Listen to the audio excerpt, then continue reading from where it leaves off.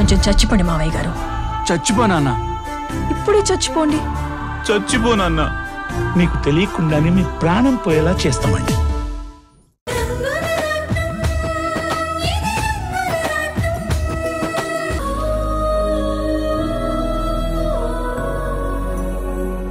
అద్దరు కొట్టేశావు. Thank you.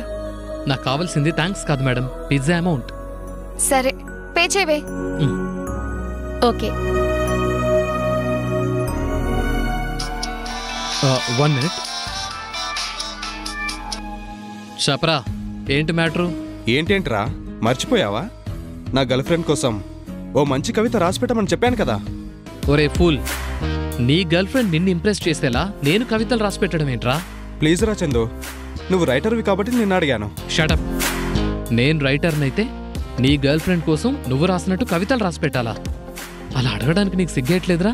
Please రా మామా, నా ప్రేమ సక్సెస్ అయితే మాకు పుట్టబోయే పిల్లలకి నీ పేరే పెట్టుకుంటాము. హలో హలో, అంత సెంటిమెంటల్ డైలాగులు వద్దు కానీ చెప్తాను, రాసుకో. రికార్డ్ చేసుకుంటా మామా, చెప్పు మామా. పరుగులు తీసే నా హృదయం తొలిసారిగా ఆగింది నీ పాదాల దగ్గరే.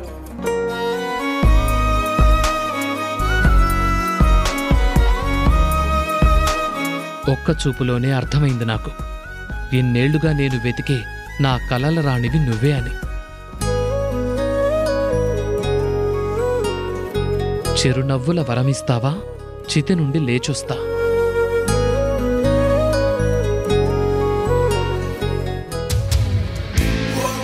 మరుజన్మకి కరుణిస్తావా, ఈ క్షణమే మరణిస్తా.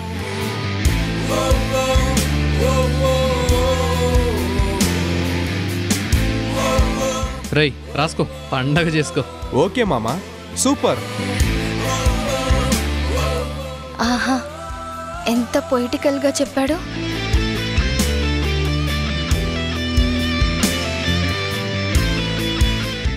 మేడం,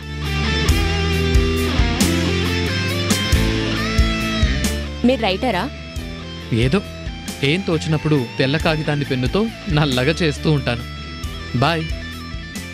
హలో హలో, మీ కవిత సూపర్ గా ఉంది. మీ ఫ్రెండ్ కి తన గర్ల్ ఫ్రెండ్ ఖచ్చితంగా ఓకే చెప్తుంది. అవునా? అంత బాగుందా? ఎంతో బాగుంది. నిజం చెప్పాలంటే ఆ అమ్మాయి ఏంటి, మీ కవితకి ఏ అమ్మాయి అయినా పడిపోతుంది. థ్యాంక్ యూ అండి. ఏమని అనాలని తోచని క్షణాలివి, ఏ మలుపో ఎదురయ్యే పయనమిదా. ఆమని నువ్వేనని, నీ జత చేరాలని, ఏ తలపో మొదలయ్యే మౌనమిదా. ఏవో గురుతులు నన్నడిగే ప్రశ్నలకి నువ్వే బదులని రాగలనా నీ దరికి. విడిగా తడిగా విరబూసే కలకి చెలియా. Thank you miss. బాయ్. నందించవా అవుననవా, అవుననవా, అవుననవా, మనసును సంపాదించవా. అవుననవా, అవుననవా, అవుననవా, మరలా ప్రేమగా సమీపించవా.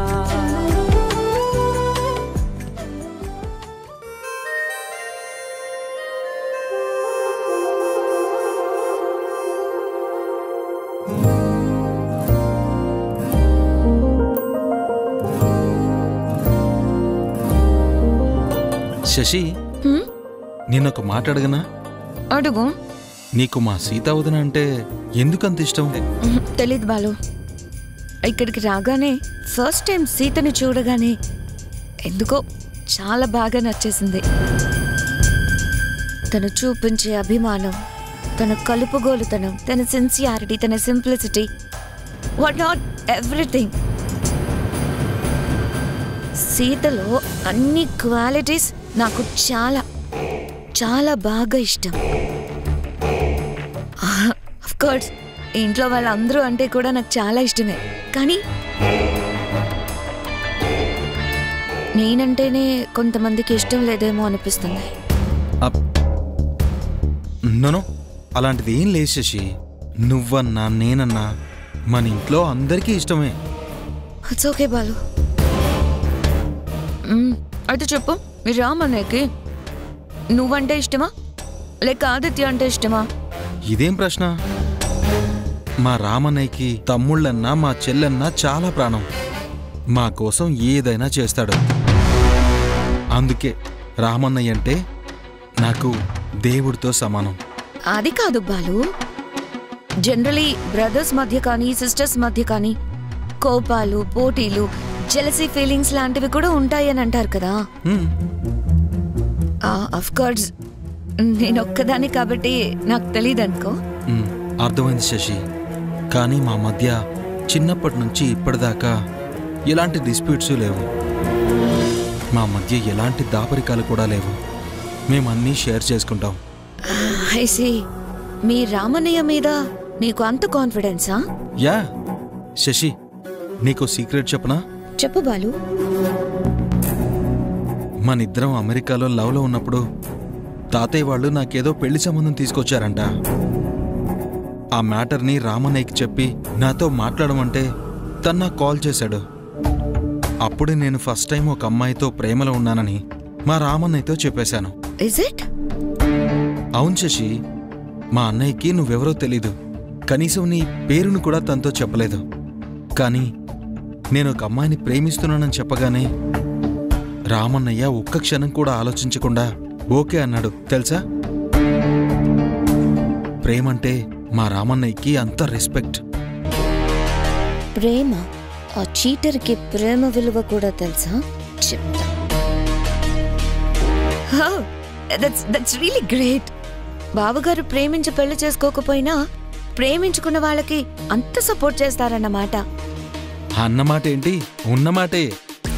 వాళ్ళు మనం పెళ్లి చేసుకున్న తర్వాత హనీమూన్కి వెళ్ళేంత టైం లేకపోయింది. సరదాగా ఇప్పుడు వెళ్దామా? Honeymoon trip?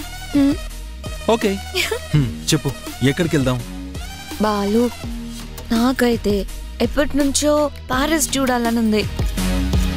Eiffel tower top floor మీద నిలబడి చల్లటి గాలులు వేస్తూ ఉంటే చలికి ఉణికిపోతూ రొమాంటిక్ గా మనిద్దరం షాంపెయిన్ తాగుతూ స్వీట్ నథింగ్స్ చెప్పుకోవాలని నాకు చాలా ఆశగా ఉంది.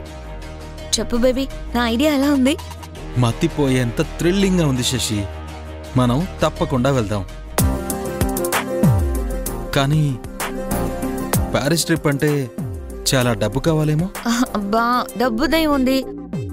అయినా మనకేం తక్కువ బాలు. It's okay. అన్నయ్యతో మన ప్యారిస్ ట్రిప్ గురించి చెప్పి డబ్బు కావాలని అడుగుతాను. కానీ బాలు, బావగారు ఏమంటారో ఏమో. ప్యారిస్ ట్రిప్ అంటే అట్లీస్ట్ 25 lakhs దాకా కావాలి కదా. ఏంటి, 25 lakhs? అంత అమౌంట్ హనీమూన్ ట్రిప్ కోసం అంటే బావగారు ఎస్ అంటారో నో అంటారో. బాలు, పోనీ ఒక పని చేద్దామా? ఏంటి? నేను మా డాడీ దగ్గరకు వెళ్ళి అడగనా?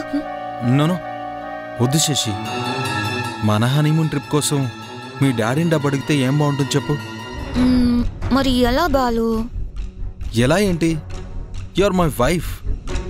నువ్వు ఇంటి కోడలివి, ఇది మన ఇల్లు. మన ఇంట్లో మన ట్రిప్ కోసం డబ్బు ఎందుకు ఉండదు? అన్నయ్యని వెంటనే డబ్బు కావాలని అడిగేస్తాను.